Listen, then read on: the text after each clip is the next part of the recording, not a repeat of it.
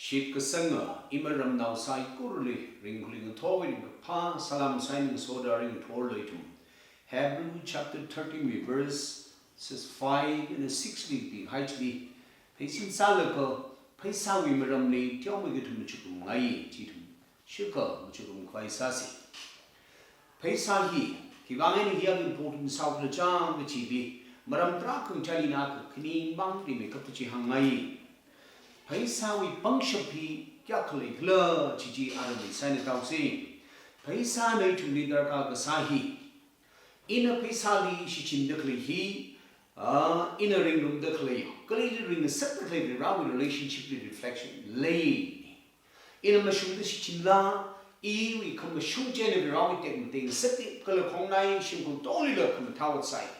In a mamashum tula, a writing relationship lachinish man saki color, meeping ain't ewing a child in the chin, calm saki, canan saki, kind saki, dinner, Pesaji check important, Bible, ladri, the Pesag, Gahangi, Muramli, Gahangi, Juma Milinui, this has by the Gakinili Pesahi, what the dog of Pesa converts up by the how could Pokli Pesa ain't shimmer meaning? Come be run me, come on, Darkale, how the Kyorin, Clole, the green, by Kabaida, Pesawi, he rang short me. Read the coinelli, the cycle, the 9 of the tongue of the Ranaka, Kaina, what cycle, Mohomi, Tinara, Haka, Domachilla, you're keep by, low keep by. Jane Kachamala, I will Masai Lady Pem Kawai ala Pesadarka side, Jane low by, Jane and the third by the dog just happened. Kashangala, our Ninga Chang teaching it to put by, which you how do. Kind of the extremes on the go, our Ninga Chang we come sai, Ninga Chang Jipui Kawai, Katamba Wider, a shopper come about the chili, truck and the coming what's hard to Chibang China, Paisahi, Yak committing importance on the Bible, let me reader. Even Jishu Christian in the humor Trakashi, Hangai Chibang in the name, in a remake of the chi, Yoka Hangsho, Nai. Ara, Chikatale, how we done. Jackie go home. Are we now mirror agar hina? Proverbs chapter 30 verses 18 and 19 to Bikajan ko. Ana siasadi. Rira. Ili shana de la mamilo. Nali malay hay de lang soy pa shini. Chana de la maching saklo. Iwi mi ring hi maklay bay le bali gwila ko. Nawi ming makaw sakay pa shini. Chi tukla kayo. Ana mirinli sakmay do. Let live immediately suck by the Gokiwi, Taishan Gokiwi, Siadichi. Jana, Lan he, Bible, Yakasati to me, lovely, let the word the sunny.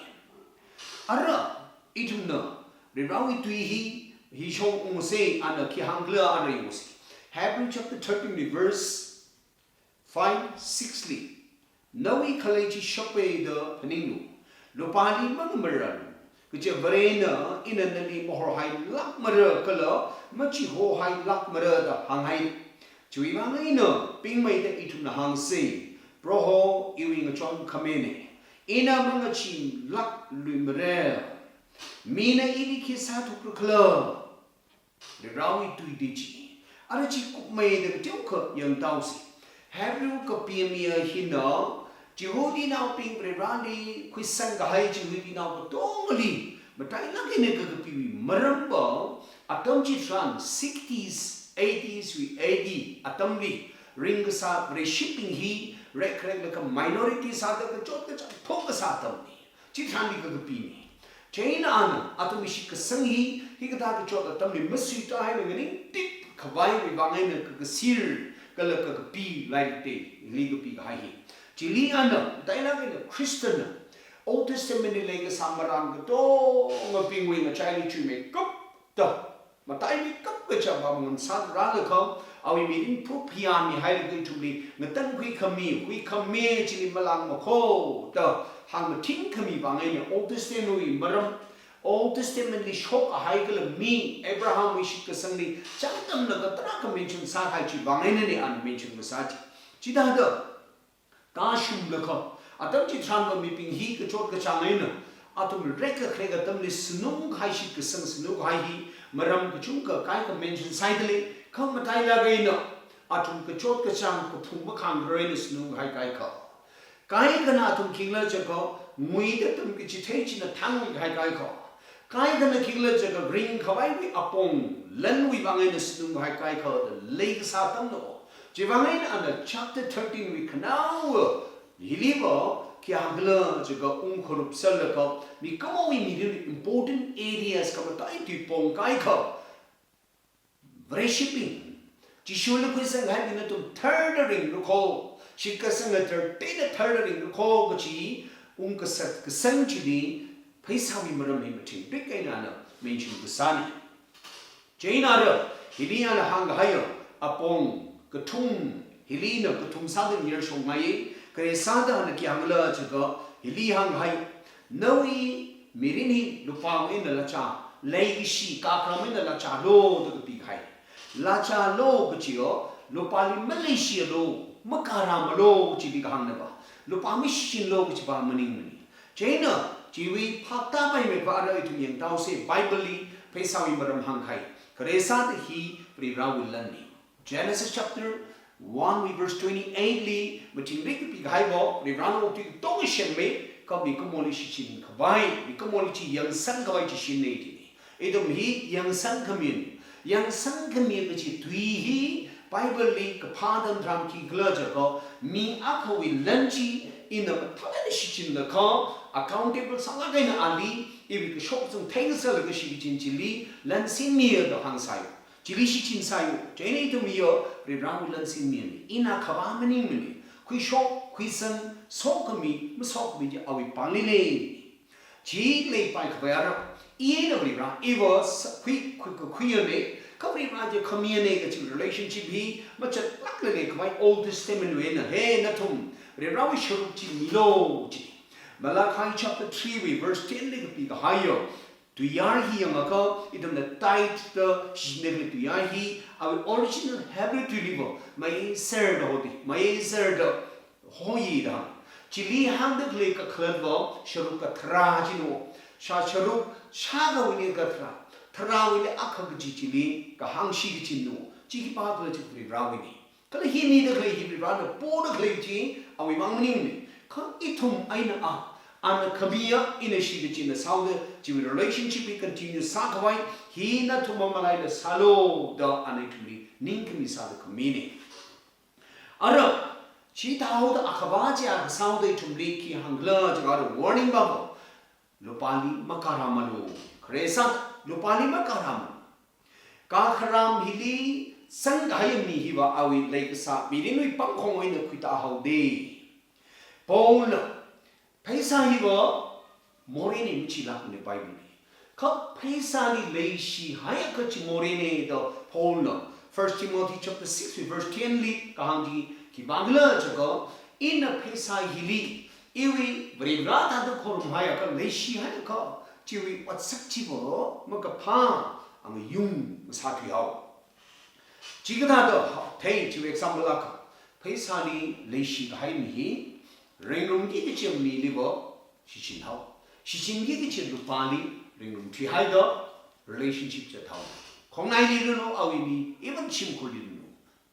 Ka khniali paisani leishi hai mi avri rali ka sa khama avri rali malai hai ko Kasa kababri brande shem hai mi komoli shing kai somi kai lan ba chi horum diode chi pri brahma libo amioli khokru mai ngai cha chi ma ya amni brana he bible no ma ya amni jaina jishu christian edom in new testament gospel king than bo ki ham loki gospel na thom mi akhana akhaba khani wi raw sa pai ni lopa ai no pri brahmi raw sa pai ni Revrahim ili kshem lupahi bo ili shishin vai kamini jeli chi mong tu pai ko jo ji khni wa khaba round ma sa pai mne ji shuna ma thi ke ni thum li ka hang tui chi a chu thum khni lu se ara ka thomali lupali le shi khai mi hi bo a ka khram bi mi pin hi bo ki sagla jago makham shu lan chi corruption wi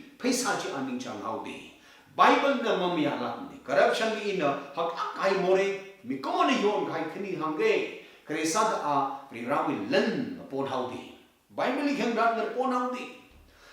Nga khang pon ni wa clean da. Sakshi kamai tu li wa clean da.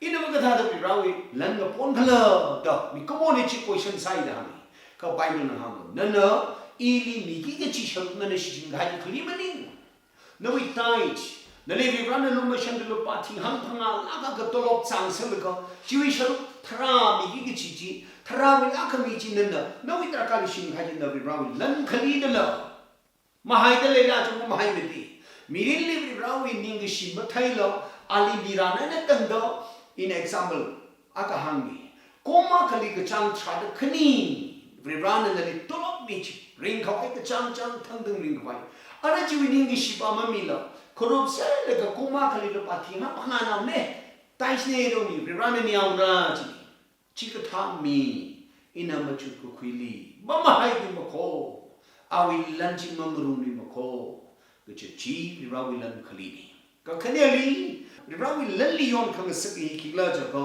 ma ka thu ka ma ra na ramai na a hau na ka cham na wi sa mu ran chi wi chi nam poi na pon ki la ka shi chin la ka khang wi ya lan ni na ring de klai sa ka de klai shin ba thui sang de klai lan awi mening lu mini ina krewi I was sermon la hangai ne Proverbs chapter 13 verse 22 likha hangla ja ko ma khamashung na kasi khai lan ni ba khamashung ga pingwi bang ne bi hai ha ko chi wi mang khamaji iblo kisala ulo iwe pang li ko shu sing la iwe mening ne chu ki sala ulo chak la go probably pata shu ma ka kisam ina khangasan na pingli chi pat sa hai nam da kui ga hai chi Brevana to thang sang mi hawe bi hai de di hi bible na chi wa ngai na hebrew wi ka pi men na lanli makara ma lo chi chi wa ngai ka khram mi wi atazan go kama saina tang hawe ring ngai la ke ring shangai la ke no hot na ko sa khwai la mang ring la ba tang ha ni nge shan la nge ring la ko ma wa tlak lo thi khai khdi wi nge che ga di kin la ji ko hi Brevana bible na ba kham ya wa ngai ne de la ara ka khania ana hebrew writer na ina khai shok ka haya point ka khani wo nawi khale chi shape de khilo ji nawi khale chi shape ga ji wo mi kamo ne phini ga sakla khai mi li mi wi lan yang na kho kari ma tha khamai thang ka chang ji de shok de li mi wi shim ma tha khamai thai de li ka shang la wi mi ring ka haula ka ina khale shape ji wo I wi mi ka na khiang wi ai na ba I hang sakla ki chi de you stick to Kushigi, call he was Uglumani shop me a chummy. Uglumani shop, punk shop me. Uglumani even could pay atom beaver could pay the money. Cause she could secondary. Jana, you step quick a higher meeting hero, Kisagla meeting a chay day, in a mati hamdage, Adaming a chay higher, be he Cresata are we meet the Taylor how the door Machina are, we shall. Ning chang kama thang le sa le hi ma ma shumane ge chi a ma ka hau ni mani chiao gung ne control sa shap chi a then containment le ga hayo le shap a we ding de kle le de kle chi ne ring shap ha mi bi ugum li ki sang la ja ga re rana ili kami chi bri rane ge chi bang ne le de kle amount chi na akama singu shap a le chi bang ning de kai li mi de kle mi pa hi pa de mi shap ge chi bang ne a hi le de kle pa ji ma ka hau chi na chi a we li chi ne chi hau China bo uglum thar ha China uglum thar kai bi bo chingri ha chingri ka hai ma khle hi bo iwi leide khle pam khong iwi leide khle lali ka ram bi hang China no we pangling ram ma ko pai ko to ma sammal na chingri ma chi lak maram bo no we ka ram wi asham ba China ka khni li atom mi chi haya ka ba bo awi position leide khle pam khong ka ma chi tha de mi bi chi ha ko khi ko hoi mi ko mo akadu kama tayo ko to khi ngai mi ko mo nature akadu more ko phong mi nature no ko containment le khai mi vin bo khami ho chi khi ka sa we na ro ka da mi si an thai khami hi winning ka pa ina mi shop le wi meaning ne rana khami ne mi khamron de chi ateo do khami winning ka pa ateo idam no Chansam 19 verse 17 li ka pa tran bo Kachamali in a kami he rani to shoot name Chiwi Kalaba, ili rani mili shiti chila. Kasiti Hino, to bring Pamlachi. China, our middling a chick hiva ahi, hui ka sawi aina mi phok mi thai bo dia chi rani chi awi ka hak ka ng che ya ka kala chi na bi thai bo mi thai ka mi hi bo mangla rin di resan ka hai mi ne ka thumli a hi rani po ka sa si aina masok ka sa si ha on theo dia rana sam ka hai what rana so mi kai len rana i tham mi kai sin mi short singkum pading lo ka sai ko ki ding shi theo de je na lo kama shunga kokuru mamiji angsa chigda opumene shop china aba awi mirin chita nga chaino mane kanawali aba kisa chita hogda awi mirindi tangkamay ni masa tiawdi tangkamay ini shishindegle tu yarhi awi like tam nakas kadle promotion with tangkamay palimin ko ka awi tangkamay hiba kisagla chakana Lady clear Lenna, Mida clear Rawi, come the page I think I tell. In our Ili, Verana make high len he will limit he, our amount he will, our atom limit no value. Kano, Kaili Verana in shipping high by he will, get them more by the law. Taco, he can you come the day take a higher me, Baji, Jilly Tango my hoyo. Our over to you, high chili hollow. The tail how to Amaring when walk over the machine high by chili, Tanga my operation hoy, chili Kayuya meeting, very she, Karin chili hoy. Jana Ara, our chita howda, our ship Sanji, Ogati we take by material million, run a ship highway, future Bajili and how the are, Ogati leave Matunda, such a baby chili honey. Joey meeting. Are we meeting a change of J. Hine, Pekarmati? Ara, now we come to Chivangina. Ara, happy week of payment Kagalajico, a Tony Hang Hachi, Maramli, and a hang, Gacha, Verena, in an any more high luck mare, Kalamuch more high luck marega, hang high. He ultimately hung highway quotation. Abraham Lee, Jacob Lee. Joshua Lee, Moses Lee, Reman, and shifting high to he, repeat Sally the Rani, taught the J, being a J, he, Anna Shik, I'm sure you love money. Jenny Chigahani, and the Chihanai, Jana, got a Tomali, and a heaven of how the nerve rawi to he, shit sanglu, or we to him, shit sang the ring low. Rerana, doing a shit sang high chili, Kanisa, Nelly, more high luck mare, Manot high luck mare, Nelly in a million mirror. No, we dark artist shouldn't run me. Chili how come to eat? Chilia, dark come to clearly. In Aka, Hungry Shike. Joe Achikum he, January to December na, Lupan, Lakani Shishin Luka, Ringalo, Chipaminika, Mangachino. January date 1 in 2 Luka, December 30 in the dog, no, we dark out like a don't in the mirror, which amount he, and then we Lakani to make up Chipan to make. Kachip the security, Chipanga Matami Lina. Chino, Rawiti. In the later clay Pachibo, Kanhawichi, Shimana Wichi, Kubawichi. Eling shipping higher Ram Tweakle, Rachibo, you made it back a turn on the Tamichi. And if we come the Techi, Tashin, Quiller, Ringlo, Chivanana, the runner, we ship me high. Are we to the ship Sanglo, Chivana, Ara, Psycho, he. Every week a payment, a couplum and a cassette assembly, are we Ningachang Baba. Jishu Christa in a ewe, we kabir, ewe ring Kawai, ewe Kachihane. Jane and a Tomanga Jay high low, Ginny. Jishuna hungry shitty, Jishuna hung day. Kick Kawiman Maringano.